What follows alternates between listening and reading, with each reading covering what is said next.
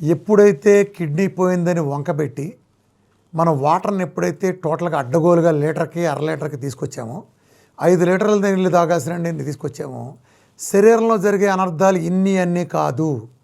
బాడీలో ఉండే ప్రతి సెల్కి వాటర్ అయితే ముందు పెయిన్స్ వస్తాయి. మైగ్రేన్ లాంటి నొప్పుల దగ్గర నుంచి ప్రతి బోన్కి కూడా 26% వాటర్ కావాలి తీసుకునే ఆహారంలో, అది మిస్ అవుతుంది.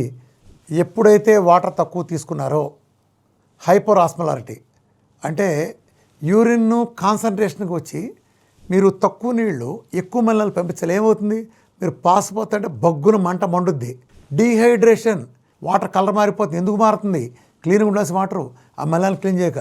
దాంతో క్రానిక్ ఏవీ ఎలివేషను, ఏడిహెచ్, బాడీలో ఉండే ప్రతి సెల్ ష్రింక్ అవుతుంది. స్టిఫ్నెస్ విపరీతంగా పెరుగుతుంది. సెల్ ఫ్లెక్సిబుల్గా ఉండాలి. వాటర్ ఎప్పుడైతే తగ్గుతుందో హైపోవోలేమియా కండిషన్కి దారితీస్తుంది. దీని మూలన మన సెల్స్కి ఆక్సిజన్ కానీ న్యూట్రియంట్స్ కానీ మన ఆర్గాన్స్కి సెల్స్కి రాదు. ప్లస్ మజిల్ లాస్ అవడంతో విపరీతమైన ర్యాబ్డోమయాలసిస్, దాని కారణంగా పెయిన్స్, వాటర్ లేకపోవటం మూలంగా ఫ్యాట్ ప్రోటీన్ ఆక్సిడేషన్ అవటం, దాని కారణంగా ఇన్ఫ్లమేషను, దాని కారణంగా వచ్చే ఇస్కిమియా ఇందాక చెప్పాం. అట్లాగే ఆర్గాన్ ఇంజురీ రిస్క్ కూడా దీంట్లో బాగా ఉంటుంది.